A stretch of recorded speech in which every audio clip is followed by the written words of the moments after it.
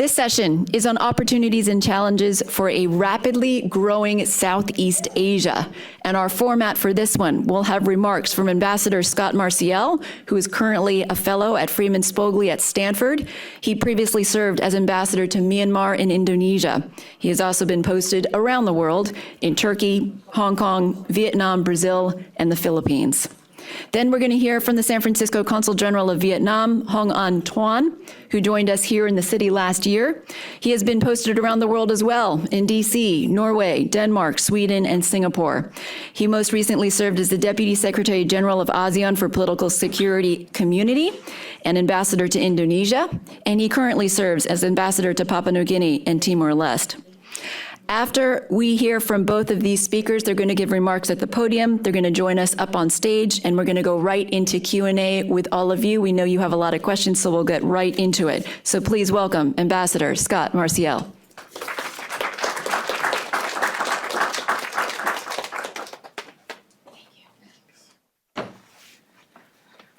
Thanks very much, Margaret. Thanks to Asia Society, and welcome to everybody. I'm glad you have the opportunity to travel around the U.S. a little bit, and particularly to come to San Francisco. I grew up around here, so San Francisco is still, in my view, the best city in the United States. So, as Margaret said, we're going to talk about Southeast Asia, and I want to start just with a little bit of background, with apologies to those of you from Southeast Asia or who know it well. But in my view, Southeast Asia is one of the most underappreciated and undervalued regions of the world. Particularly in the United States, it sometimes gets lost in all the talk about China, US-China tensions, other major powers, whether it's India or Japan, South Korea, and the like. But Southeast Asia is hugely important in its own right. And when I talk about Southeast Asia, I'm referring to the 10 ASEAN members plus Timor-Leste, which isn't yet a formal member of ASEAN. We're talking about countries with a combined population of about 670 million people, nearly double that of the United States. It's strategically located, part of Southeast Asia between China and India, other parts straddling the world's most important shipping lanes and trading routes. It's a remarkably diverse region. So when we talk about Southeast Asia, it's always important. I'm going to speak in general terms here, but it's important to keep in mind that each country is very different history, culture, for the most part, different languages, and often different political systems. Collectively, the 10 ASEAN countries would be the world's 5th largest economy, one of its largest sources of manufactured exports, America's 4th largest export market, and home to more U.S. foreign investment than China, Japan, South Korea, and India combined. It's a stunning number if you think about it. ASEAN's collective economy grew at about 5% annual rate from 2000 to 2020, and it's projected to grow at 5.5% between now and 2030. Last point I'd make is, as a way of introduction, is I think largely because of ASEAN, the Association of Southeast Asian Nations, we've seen no conflict between states in Southeast Asia for several decades now, which is a remarkable achievement in itself. So, opportunities. I think coming out of the pandemic, Southeast Asia has real opportunities to charge ahead. As I said, it's a peaceful region, at least in terms of interstate conflict. There's good cooperation, for the most part, among the countries of ASEAN. It's got economic momentum, as I mentioned. Very positive demographics with a much younger population than North Asia. Well connected with 915 million internet connections, boasting the world's fastest growing internet market, benefiting from growing economic integration internally, meaning among the Southeast Asian countries themselves and with the world. ASEAN has signed any number of free trade agreements, and its members are part of RCEP. Most have signed onto the Indo-Pacific Economic Framework as well.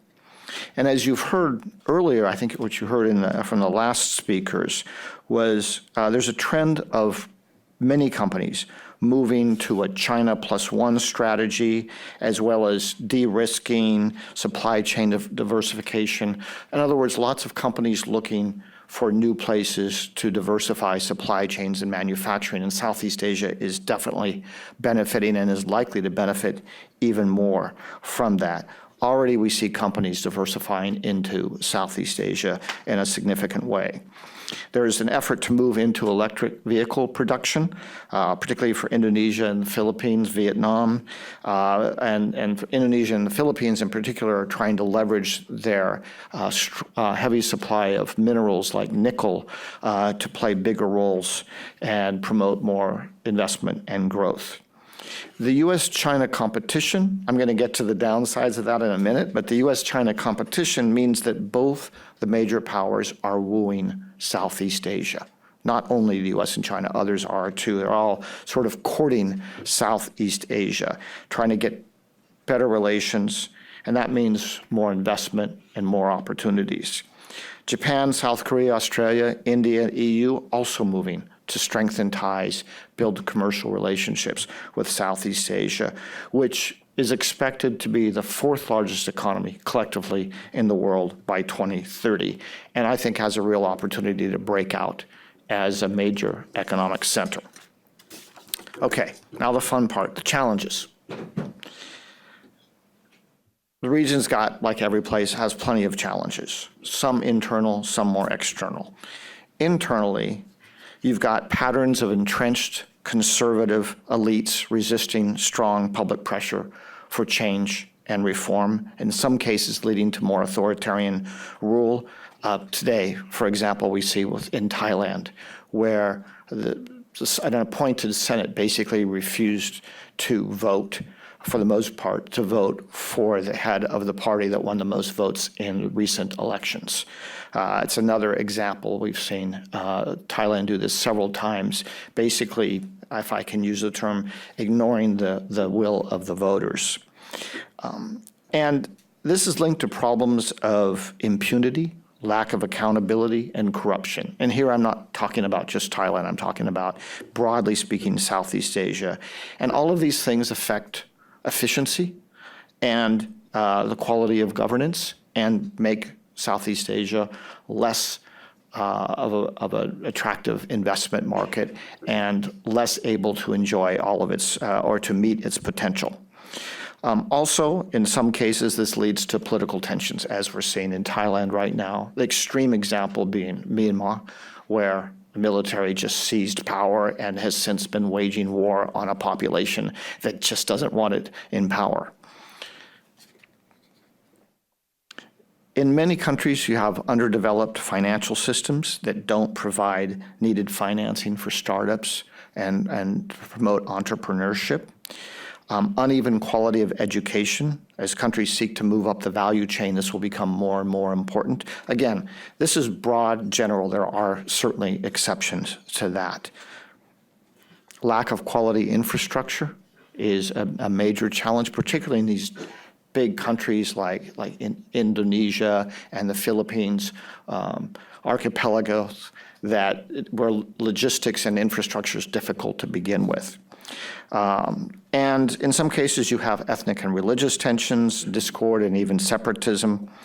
And you have a number of Southeast Asian countries struggling to get out of the middle-income trap. Even Vietnam, which has been an extraordinarily strong performer for the last 30 years, it's struggling more than we've seen in a long time right now as it's trying to move up to that next level.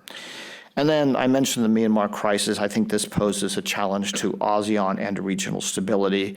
It's a tough crisis to resolve, but it does affect the whole region.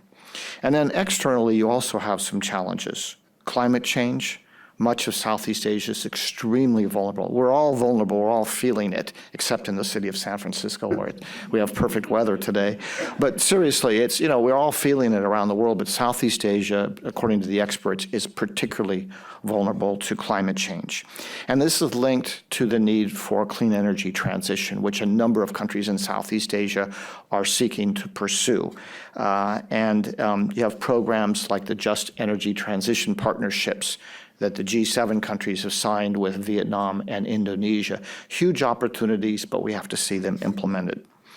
Then you have, sometimes the climate change issues are exacerbated by sub-regional issues. I'm thinking particularly the Mekong River ecosystem, one of the most important rivers in the world. It's affected by climate change, but also development, specifically hydropower dams in China, Laos, and Cambodia are all affecting the flow. And this is a river that is critical to the economies of the entire sub-region. So yet another challenge.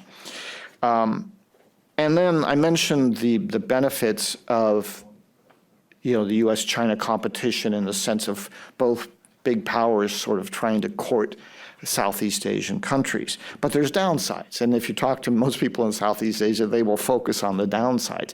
There's a lot of worry about the tension. What could go wrong? What if there's a conflict in Taiwan or in the South China Sea?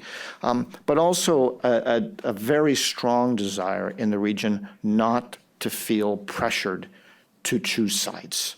They want to, for the most part, countries of Southeast Asia want to have good relations with China and the United States and strongly resent pressure to do otherwise.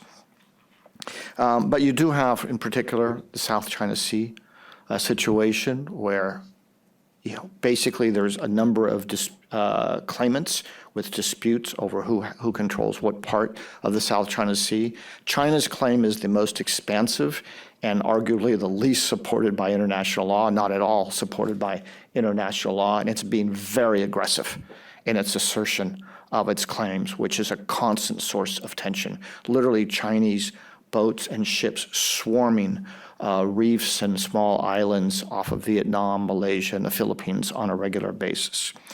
And then, as much as it pains me to say this as a former U.S. government official, lots of questions about the United States.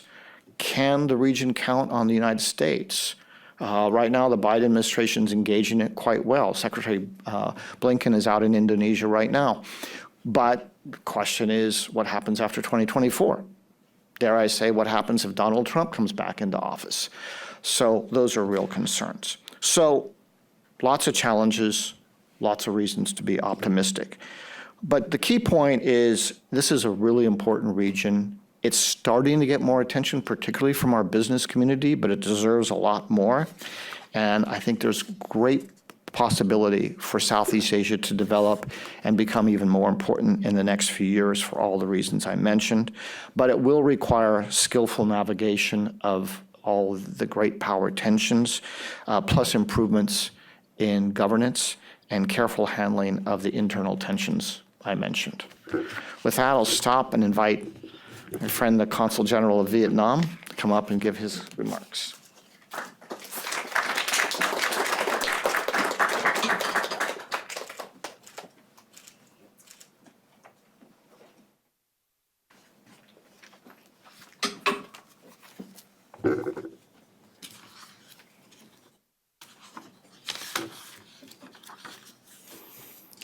Well, good morning, everyone. Good morning, everyone. Thank you very much, Asia Society, for inviting me, to speak along with my friends who I served in Washington, D.C. when he was Assistant Secretary of State.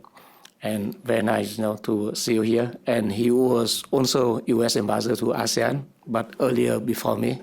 I served, a few years later.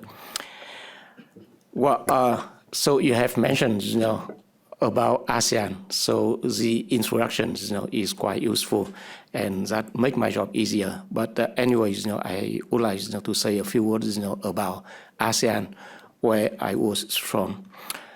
The population of ASEAN, is 670 million, about the double size of the states.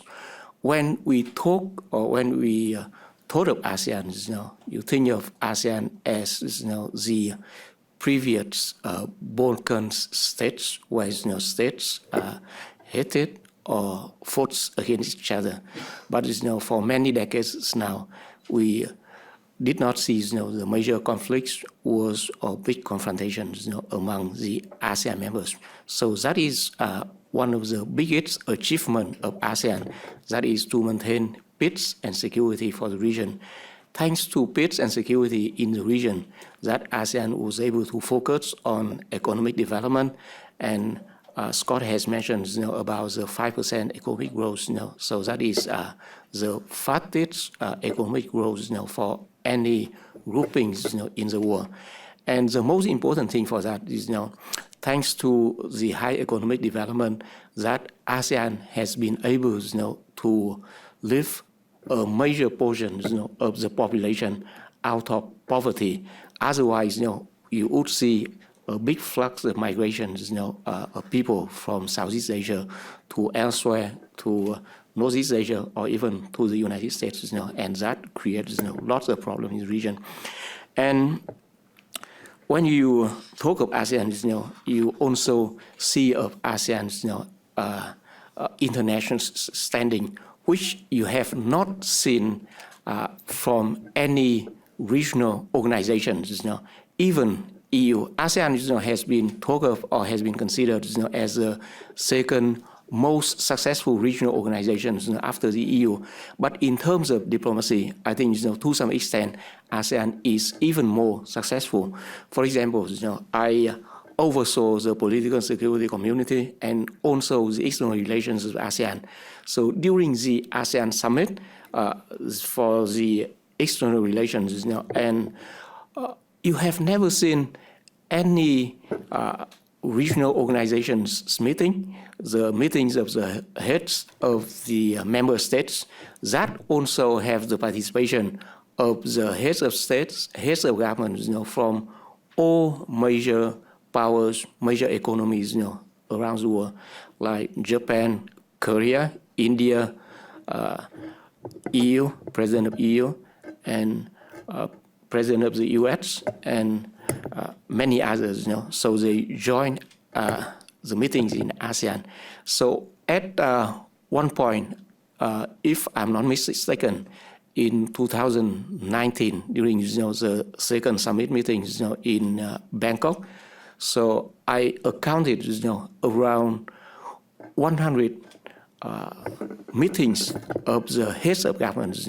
Apart from the official meetings, the heads of the individual states, they took advantage of the venues of ASEAN's meeting, and they have sideline meetings. So that have a lot to for the foreign leaders. They come not just to attend, to strengthen the relationship with ASEAN. They also take advantage of the opportunity to strengthen ties with their partners using ASEAN venue.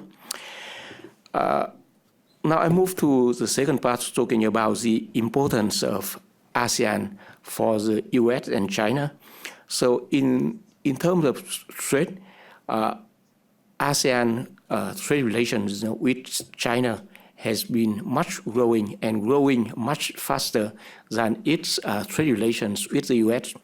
At the turn of the century, the two-way trade between ASEAN and China stood at only $40 billion US, and the US-ASEAN trade relations stood at 113, so about 113 billion, so about 3 times bigger the two-way trade between US and ASEAN than between China and ASEAN. But as of last year, the two-way trade between China and ASEAN stood at close to 1 trillion, so about 25 times, 25 times bigger within 22 years. And US-ASEAN trade relations stood at 550 billion, so about only less than 5 times bigger than it was in 2010. So I think if that pace continues, the two-way trade between ASEAN and China would much far surpass the two-way trade between ASEAN and US.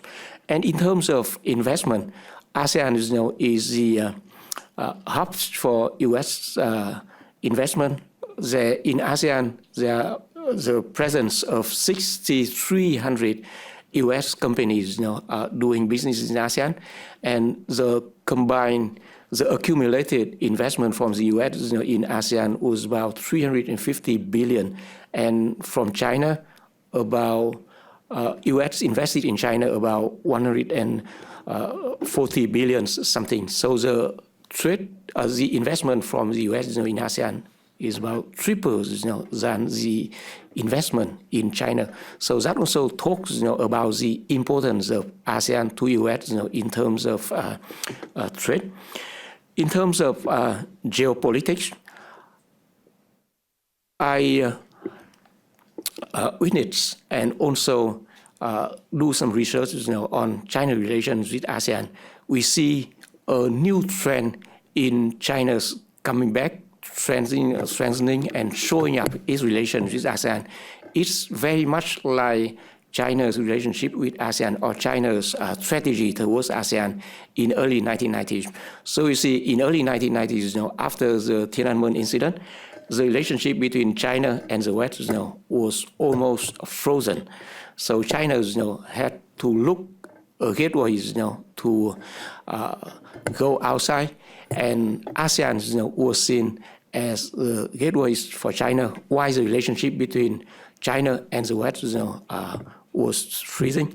So from 1991, when China and ASEAN set up the dialogue partnership relationship, the relationship between China and ASEAN develops very fast.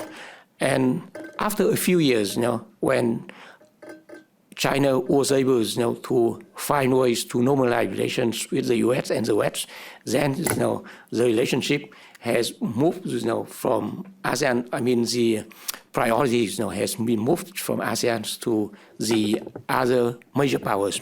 Now it is very much like the same pattern.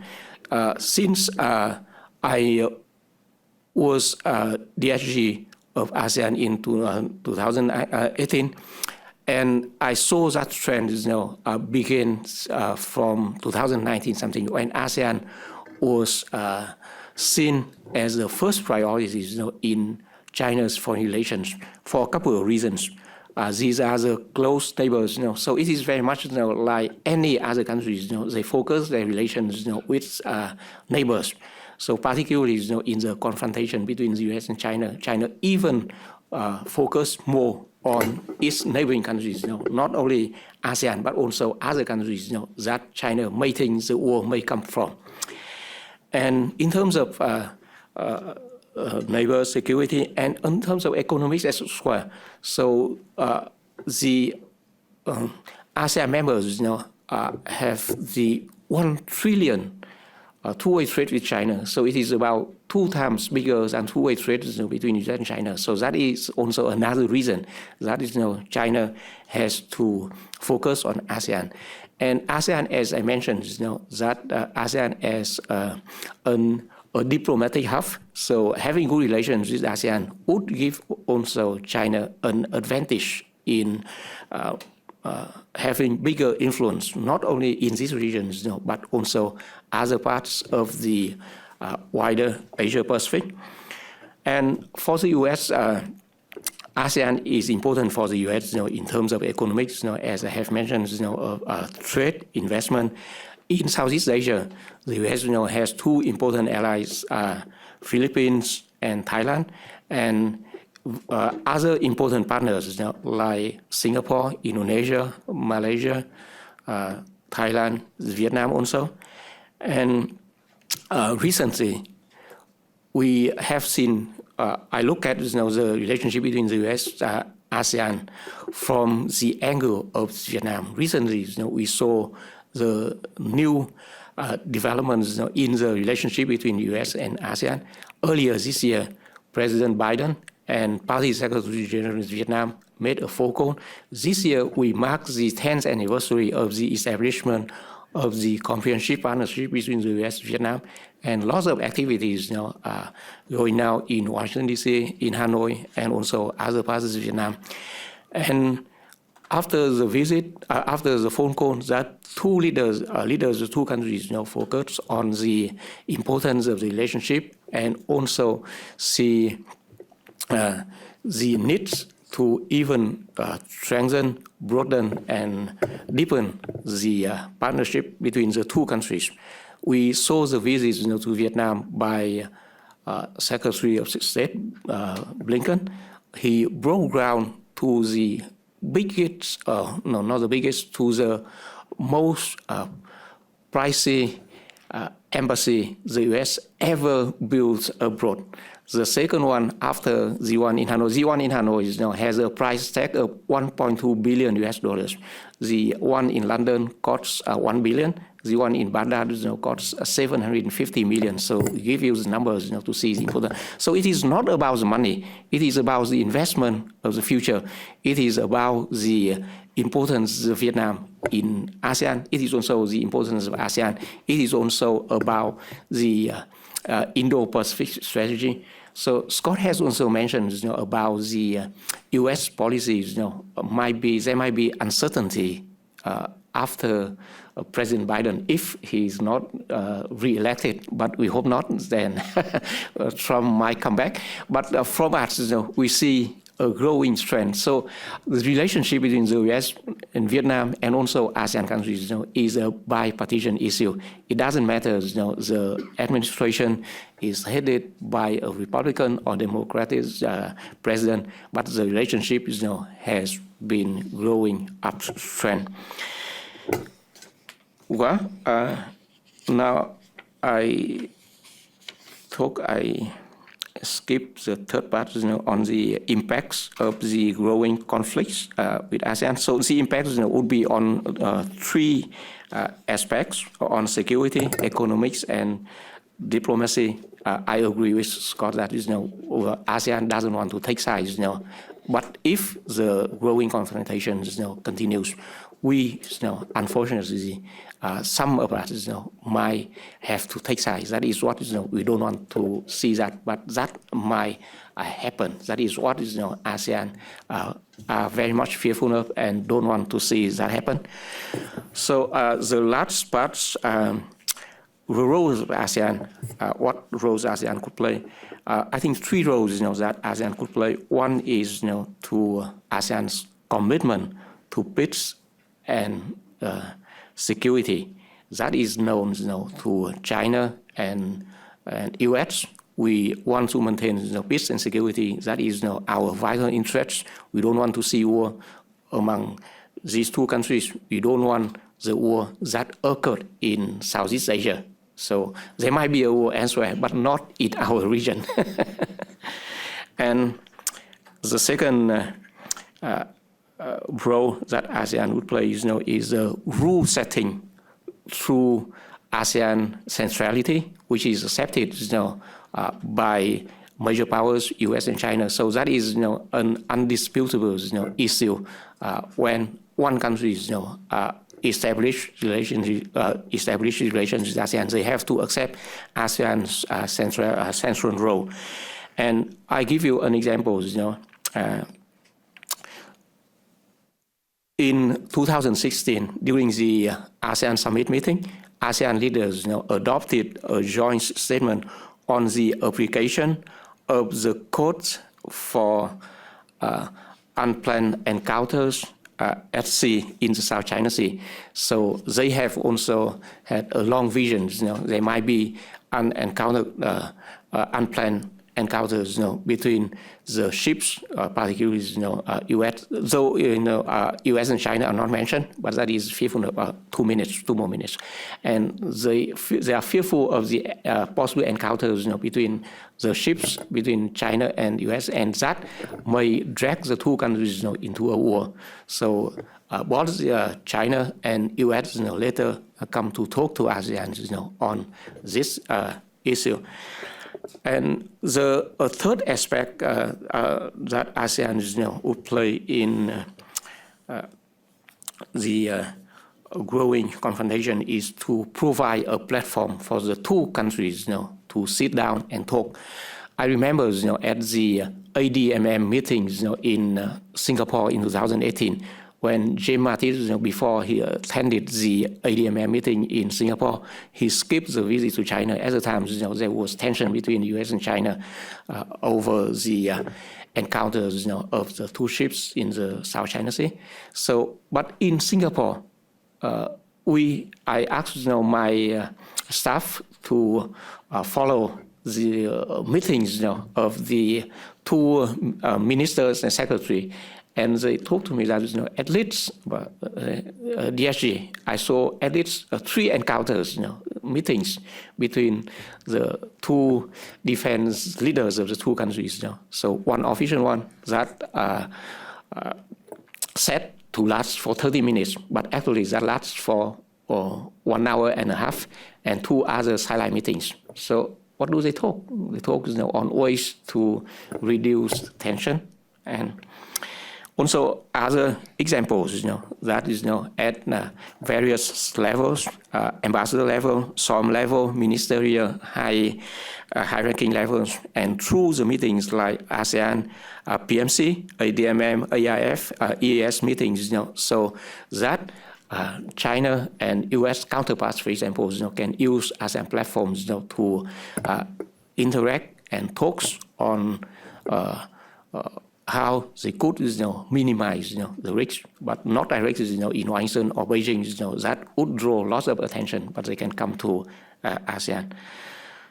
So, conclusion: we don't want to see war, and we would like, to give a warning signs, to both U.S. and China if there is war.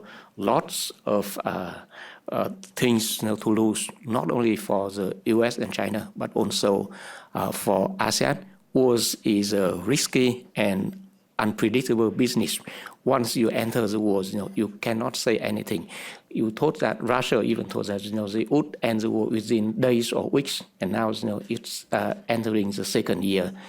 And the U.S., when it took only for the U.S., 1 or 2 months, to enter the war with Saddam Hussein, to throw the government, but the U.S. was there, for more than 13 or 14 years. So many other examples. So we don't want to see war. That is the reason we are peace lovers, from Southeast Asia. Thank you very much. Ambassador Scot Marciel. So we come and take questions from you.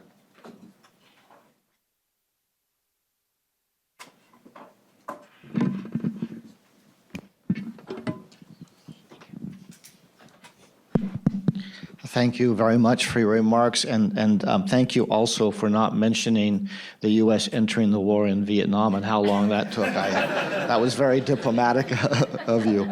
That is what you said. So, questions? Yes, right here. My name is Cynthia from Malaysia. My question is about, there's this criticism.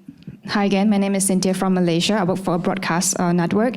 There is a criticism on ASEAN that it is, because its non-interference policy and lack of consensus has prevented it from taking a more effective approach towards issues like Myanmar and encroachment in the South China Sea. Can they remain status quo as it is now because it has worked in the past to maintain peace, or do you think that the bloc, it is time for them to be more assertive, especially with the keeping in mind that one day we might actually have to take sides? Do you want to answer or do you want me to? Okay. Thank you. I think it's to a certain extent a weakness of ASEAN that the consensus requirement and the non-interference practice does limit what it can do in a situation like the Myanmar crisis. I'd say 2 things, though, on that. One, I don't think even a united, more aggressive ASEAN could solve the Myanmar crisis. I think it could do some more, but it's really, nobody's going to be able to go in and convince these generals to give up power. They're going to have to be forced to give up power. So I don't blame ASEAN for that. On things like the South China Sea, it is a challenge because you see just recently Indonesia proposing a united ASEAN naval drill in the South China Sea, and at least Cambodia, maybe others, opposing it, and so it couldn't happen. I think that would have actually been a really useful exercise. I think, having said that, I think we have to understand ASEAN is what it is, and it's got a lot of pluses. It does have some weaknesses. I mean, I defer to the Consul General both because he represents an ASEAN member state and because he served as Deputy Secretary General, but I don't see it changing. It would require a consensus to change, and that's unlikely in any time in the near future. So I think my view is you are aware of those limitations, and you just have to try to work within those limitations. Consul General? I think the principle of non-interference in other countries' internal affairs is the core principles of ASEAN. So I don't see any changes from any ASEAN members because when you have to make the decision on that, you have to get consensus. And for example, you talk or you refer, perhaps even if you have something in mind, somebody knows that which country, which issues that you refer to. So anyway, you need to get consensus from even that from that country for ASEAN to go along. So that would be that would make no sense. So that could lead ASEAN to nowhere. And on issues of South China Sea issue, I think earlier Scott has mentioned about ASEAN's diversity. So we have the ASEAN, the land, the marine countries, and also the countries in the mainland Southeast Asia. So they have different stakeholders, different interests. But anyways, we have to come to talk to find a compromise.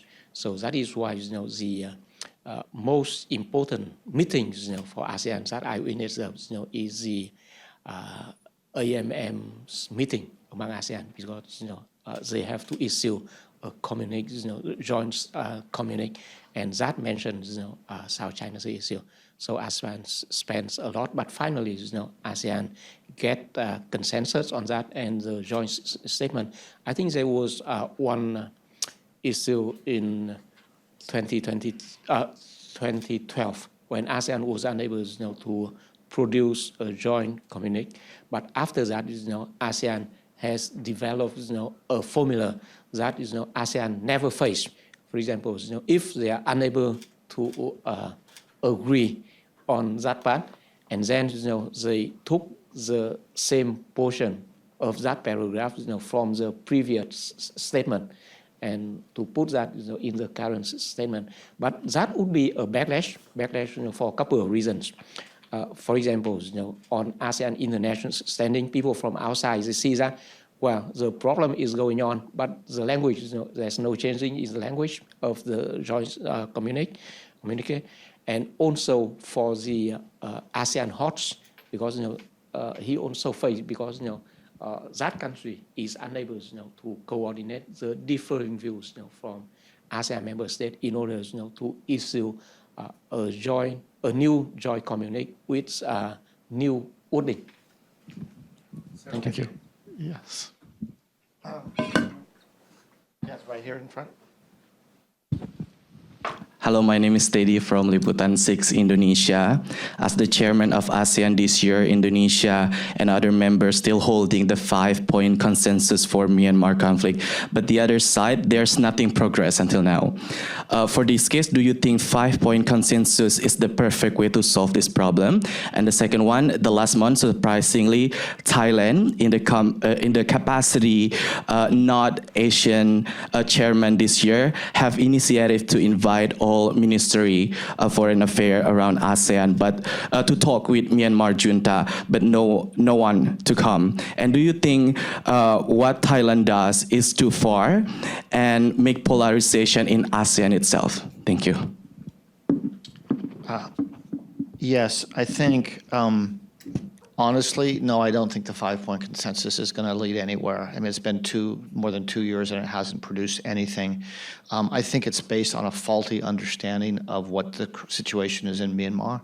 It's based on the idea, which sounds great in theory, end the political violence and get the two sides, i.e. the military and the resistance, to sit down and talk. The military has got no interest in ending the violence or talking.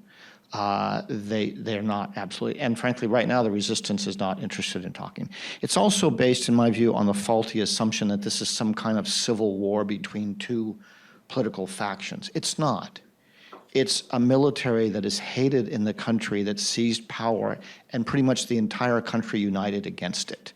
So I don't see, the 5-point consensus is going anywhere. I don't think ASEAN's moving off of it because they can't get consensus to do more, which gets to your second point. Thailand particularly has been very supportive of the junta.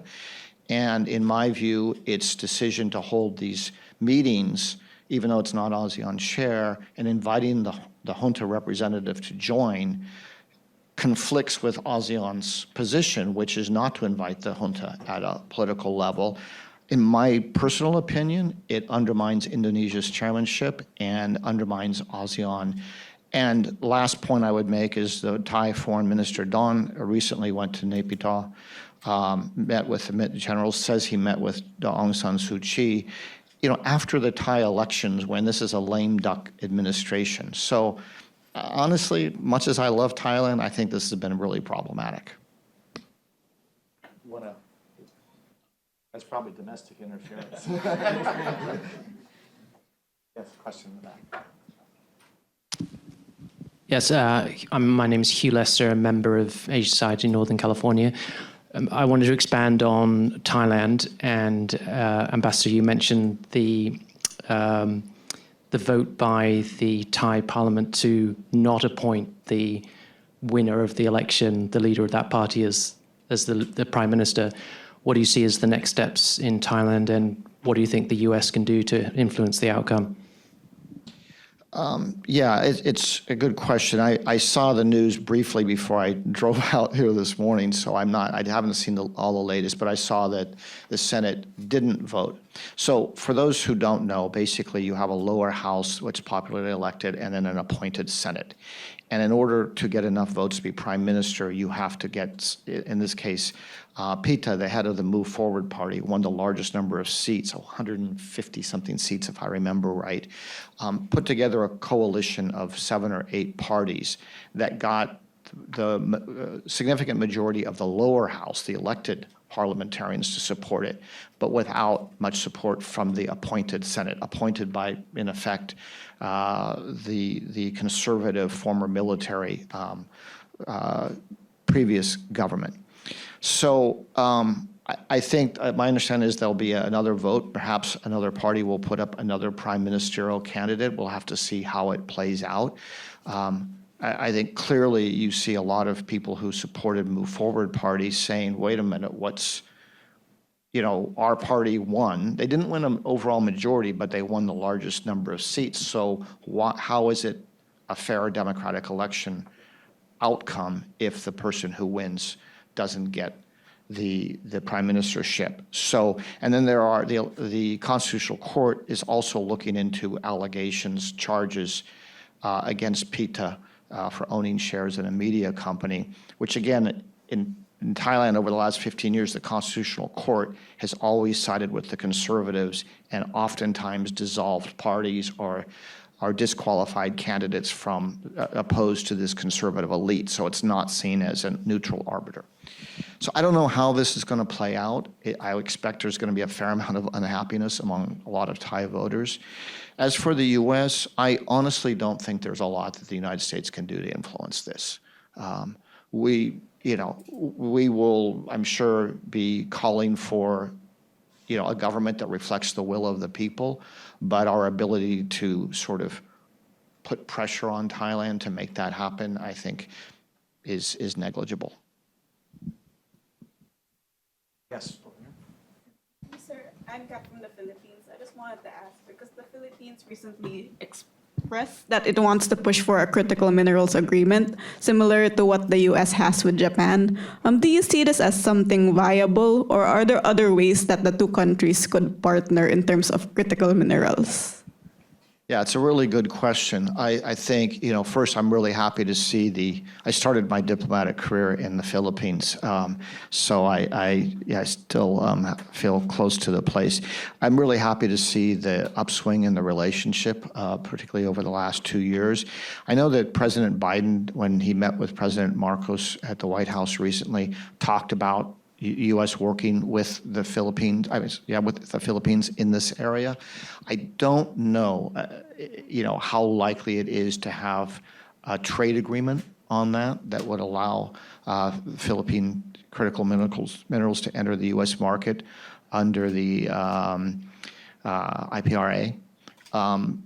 To me, it makes a lot of sense, but the trade politics in the U.S. are such that I don't know how likely it is, but I think there's clearly a commitment from the White House, from the administration, to find ways to work with Philippines broadly and to develop the economic relationship, but also in support of the development of critical minerals.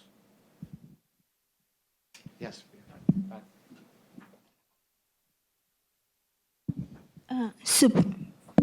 Suppose that the tension between China and U.S. escalates, and some country in Southeast Asia have to take sides. So which side would they take, China or U.S., who having the upper hand right now?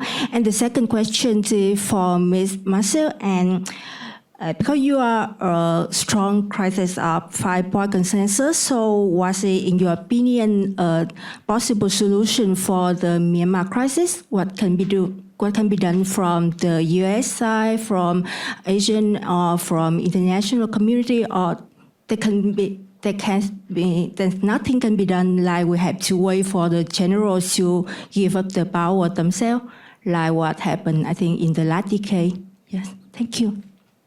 Do you want to answer the first question, Consul General? Which side would countries in Southeast Asia take between the United States and... That's an easy question. I think, as I have mentioned earlier, that ASEAN, as a whole, does not want to take side, and no one single ASEAN members, has taken side, as far as we know. So they want, to have the balanced handling, of the relationship. For example, in 2021, when the relationship between ASEAN and China was upgraded from strategic partnership level to comprehensive partnership level, and the 1 year that follows in 2022, the U.S. Relationship with ASEAN was also upgraded, to the comprehensive strategic level. Why ASEAN, has not taken sides yet? So I think, there are a couple of reasons. One is that China and U.S., also we only focus or fear of the possibility of the open confrontation, but no open confrontation or no open Cold War like the U.S. and the Soviet Union during the Cold War. So it's risky for anyone, not only ASEAN, even for ASEAN, to take sides. And it's also a policy of ASEAN, not to take sides, even the war between. I mean, like, it sounds like in the worst scenario, which side would they take if they had to take the side? That's where. It depends. Interests move and shift, so it depends, on the situation. So I think I can answer that question. I agree. I mean, I think it's unlikely that countries are going to have to take sides. And I actually think for the U.S. goal should not be to get countries to take its side. The U.S. strategic goal in Southeast Asia should be to support the full independence, sovereignty, and freedom of movement for Southeast Asians, not get them to line up against China, which they're not going to do.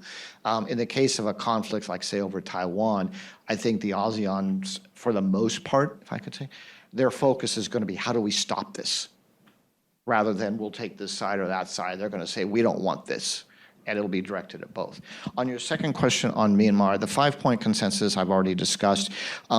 As I said, I don't think ASEAN by itself or the United States or anyone can do anything vis-a-vis Myanmar that will be decisive. I hope that ASEAN will continue its practice of not inviting this illegitimate junta to participate in ASEAN meetings. I would like to see more ASEAN countries engage with the National Unity Government, which is a much more legitimate, credible body. Indonesia has done it to some extent. Malaysia's done it a little bit. I'd like to see more of that.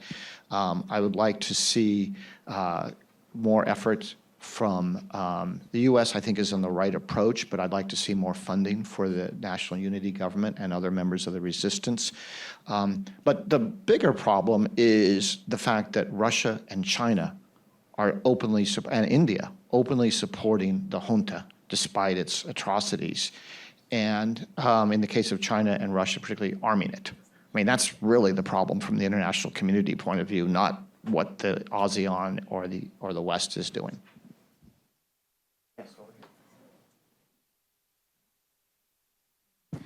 I'm Mindy from Taiwan, and I have a question for the Consul General that, Taiwan and the relationship between Taiwan and Vietnam is highly close, that Vietnam is the largest source of foreign workers in Taiwan. And also, I think Vietnam is also become a preferred destination for many Taiwanese business relocating from China. So I'm curious that right now, So I'm curious about that. How the Vietnam's authorities perceive the possibility of Taiwan's strict conflicts, and do you have a playbook for when the conflicts come in, or for the foreign policy and also the business connections within Vietnam and Taiwan?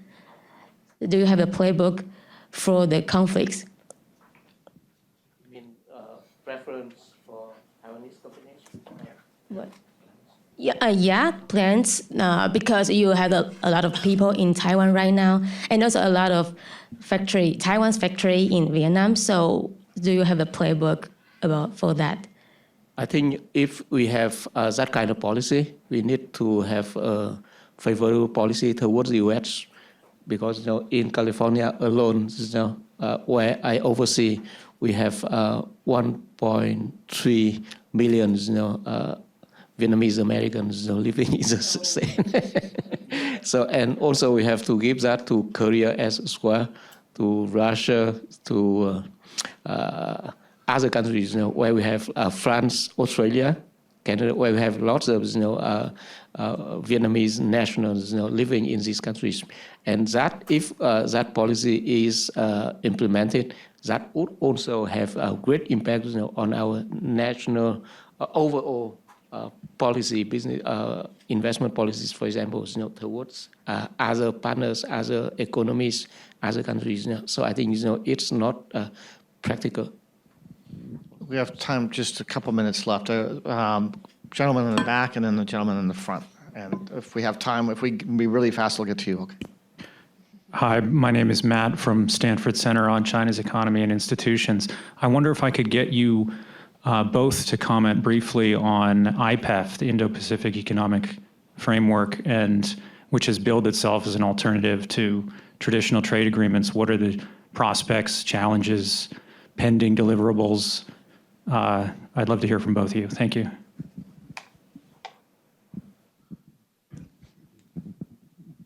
Well, I don't know much about the details, but I understand that in ASEAN, there are 7 countries that entered at the early stage of the IPEF negotiations, and the negotiations is still going on, and there are 4 pillars with the IPEF. So the US now even did not put any pressures on any other countries, so they can go along with their own pace.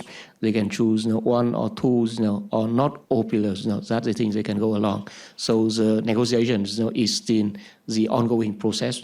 So even the US, I think they have not had yet the final answers. So if we say yes, or if we say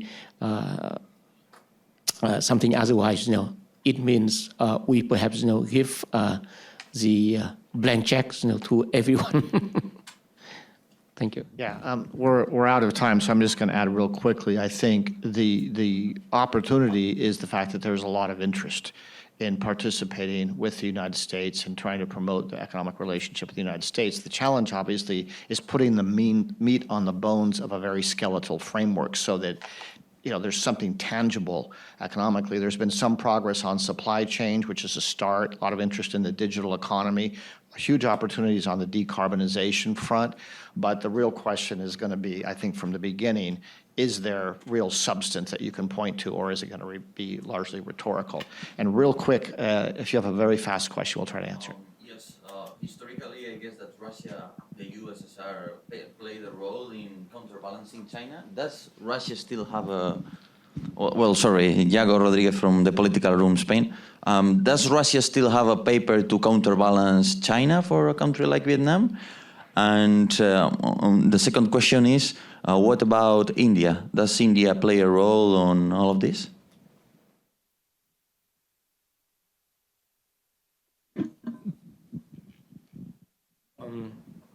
Well, we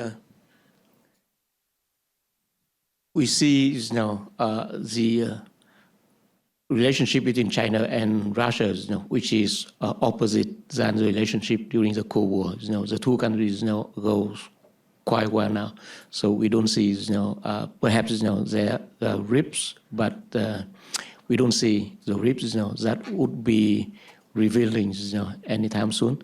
And for India, India is trying to play a big role in our region, and the relationship between ASEAN and India is growing quite fast. But it will take a long time for India that can play a role that is comparable to that of other major powers like China, US, or even Japan. Okay, we're out of time, I'm afraid. So thank you all very much, and appreciate you coming. I hope you have a good rest of the trip. Yes, thank you again to Ambassador Marciel and Consul General Tuan. Thank you to all of our speakers, to the State Department and the Foreign Press Center. Those were terrific questions from the journalists. Very fitting that you ended on India since we had dinner last night together. To share a few upcoming programs with you, Wang Shi, the chair of Vanke, one of the largest real estate companies in China, is coming to Seattle at Asia Society on Monday, the 17th. APEC 301, what is happening in Seattle? We're hosting an event there on July 20th. We're going to do a program on China and artificial intelligence down in Silicon Valley on July 24th.